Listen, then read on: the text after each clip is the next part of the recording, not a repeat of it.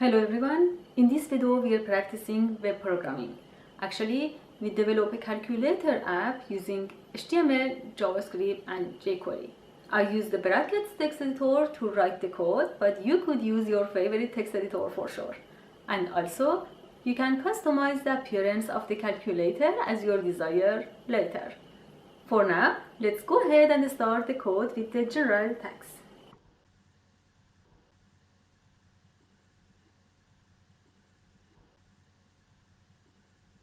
We are going to write the code using jQuery, so we need to address the JS file, which could be found in www.jquery.com. I put the JS file at the same folder with the HTML file, so you could see here both of them.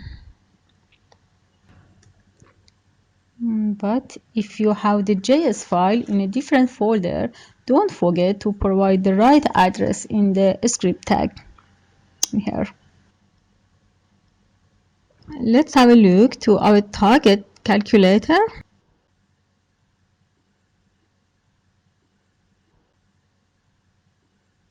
Use the p tag to write the title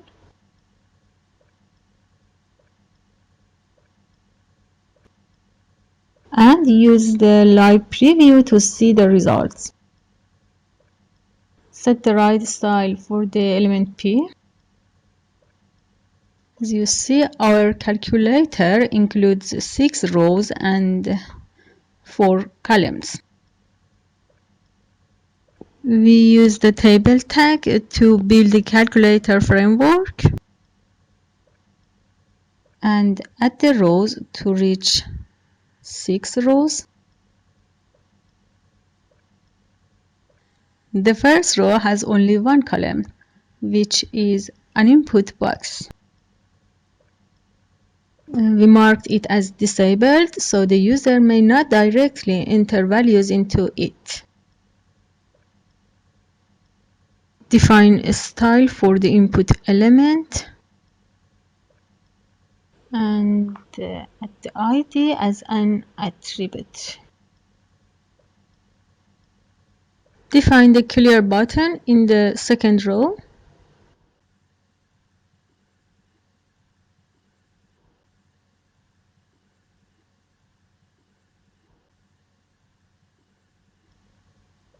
In the third row, we need to define 4 buttons to create the calculator keys 1, 2, 3, and plus.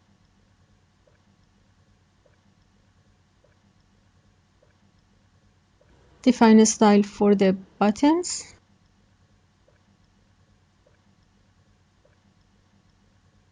And use call span to merge columns in the first row.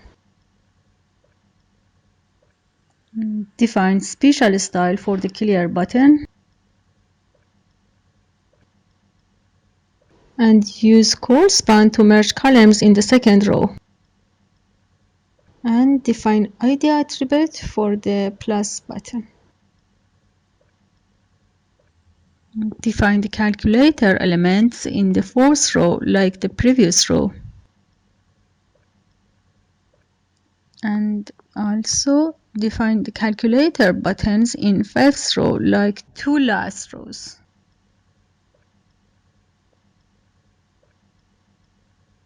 And finally, define the calculator buttons in row 6.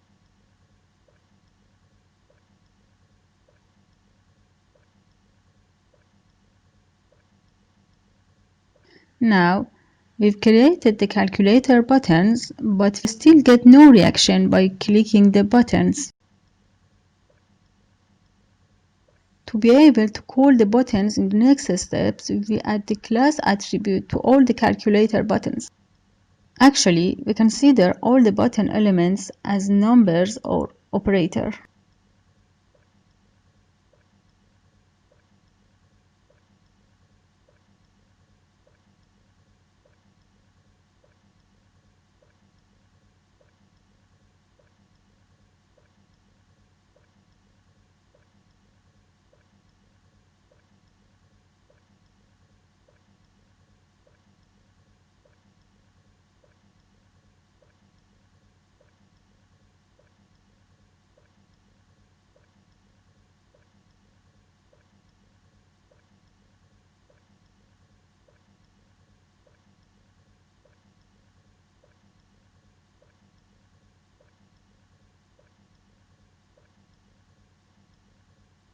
In this step, we define a span tag, which later we will see how it could be used to contain the variables.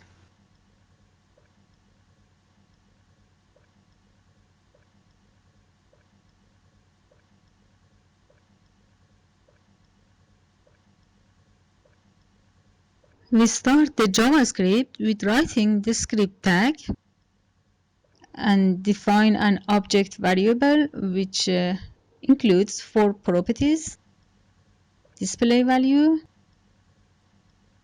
first operand,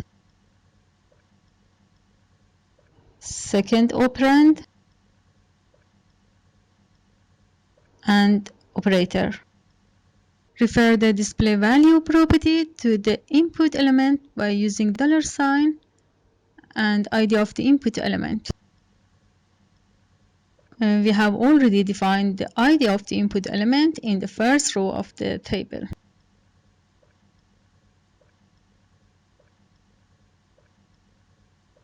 In continue, we need to define some callback functions on the selected elements to react to the click event. Now it happens nothing when we click the buttons. We select the clear button by its ID and define the click as the event.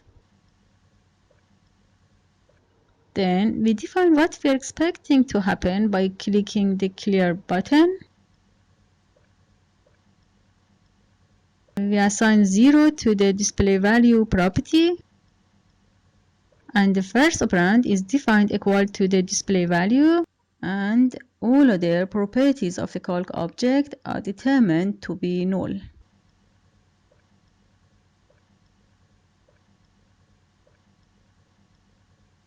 So we expect that the display screen shows 0 when we click on the clear button. But it doesn't work. Let's check the error in the console. It says that $sign is not defined. So it means jQuery has not properly introduced to the page. Yeah, I made mistake in this RC attribute. It should be inside just next to the script tag. And now the clear button, it works.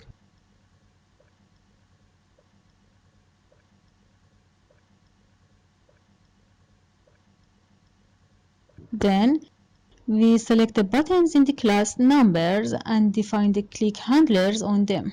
We consider different scenarios that we wish to happen by clicking the numbers. The first scenario is when the previous process is over and we wish to begin a new calculation. That means the selected operator is the equal sign, which is discussed more later. So the displayed value will be the number that we are clicking on, like 2, 4, etc. And the first operand will be the same value as the displayed value.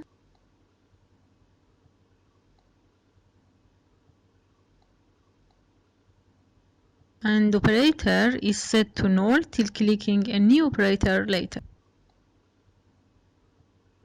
In next scenario, we will see if the displayed expression starts with $sign. In other words, if $sign is the first button that the user has clicked on, so the display value is defined as a decimal number. We will see how it works a few seconds later.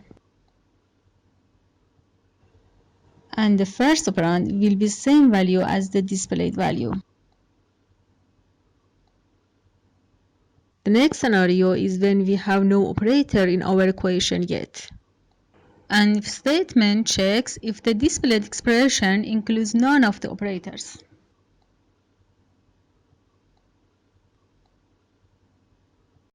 So we define the display value as its previous value plus this clicked number. And the first operand will be equal to the display value. Let's see how it works. So if we click on that and then 5, we get 0.5. And in continue with clicking on 9, we get 0.59. The last scenario will consider the situation that we have at least one operator in the displayed expression on the screen. So the displayed value is defined like the previous scenario, but in here we define the second operand instead of the first operand. The second operand is defined based on its own value plus the new clicked number. So we must refer the second operand to the span tag to be stored and used in this kind of calculation.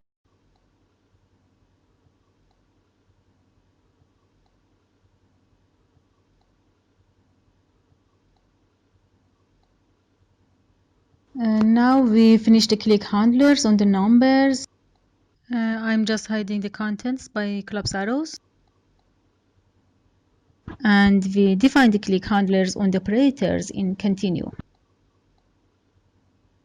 We select the operators using the $sign and define click as our expected event.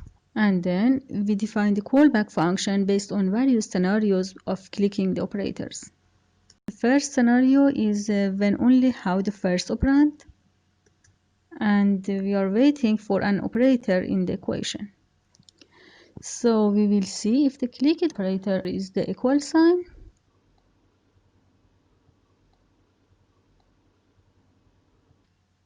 Then we have no change in the displayed expression. The operator is defined the equal sign. And the second operand will be null. Otherwise, if any operator other than the equal sign, the operator is set to the clicked button and the displayed value is defined as its previous value plus its clicked operator. Let's see the result. Now, when we click an operator, it is added to the displayed expression, but we still can't solve the equation and it needs more function to be defined.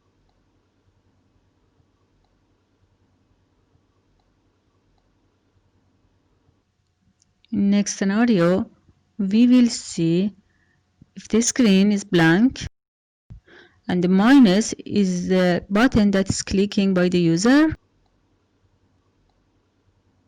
So we define the display value as 0 minus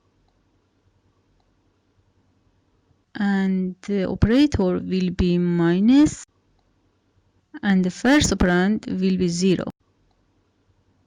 Let's check the calculator. Click the minus button and it works.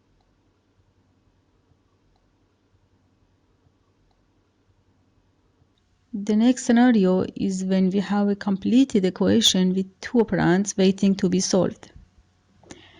In other words, we check if the displayed expression ends in a digit and also includes at least one operator in the equation. It can't be minus 9, for example, because also it's true in the conditions, but it would be taken in the first scenario in this case. Then we consider 4 different if statements based on the operators to handle the calculator operations.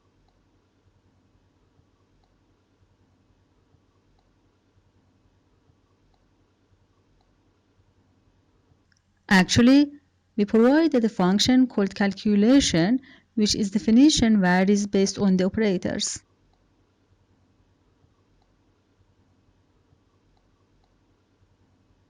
Then we see if the clicked operator is the equal sign,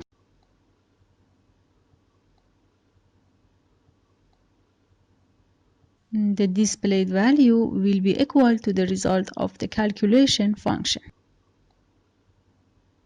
Let's check the calculator. And it works. We made our first calculation. Let's try one more.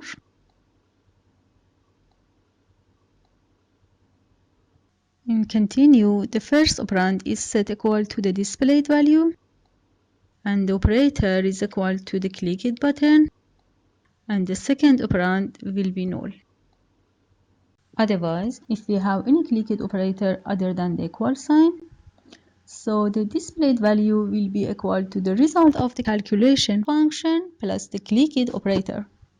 For example, if we have 2 minus 3 and then click a slash, we get minus 1 divided by expression as we expected. Other properties also need to be defined as follows.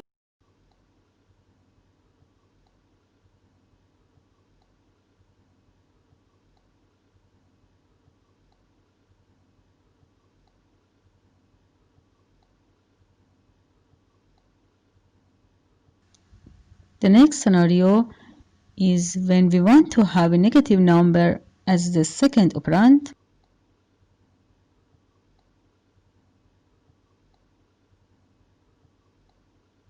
So we check if the user clicked the minus just after another operator. If it's true, so the displayed value is equal to its previous value plus the click it button, which is minus sign in here. And the second operand will be equal to the minus also.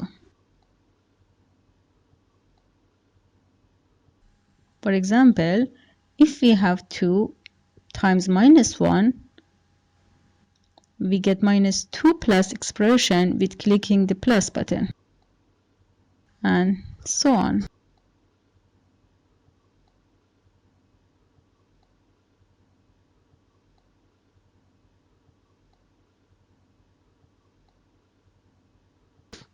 And finally, the last scenario includes all other possible cases. And we define no changes in the displayed expression in this scenario.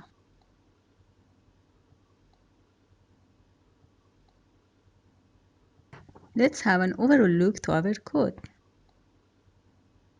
We have the header, which introduces the jQuery and the styles, the table, which provides the calculator framework, the script tag to start the jQuery,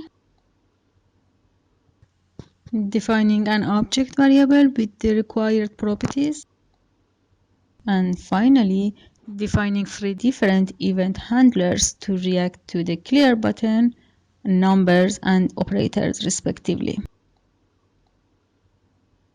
And that's all.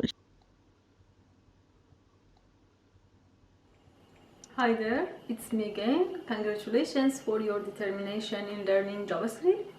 I hope it was instructive. You can access the code by the Google Drive link in the caption.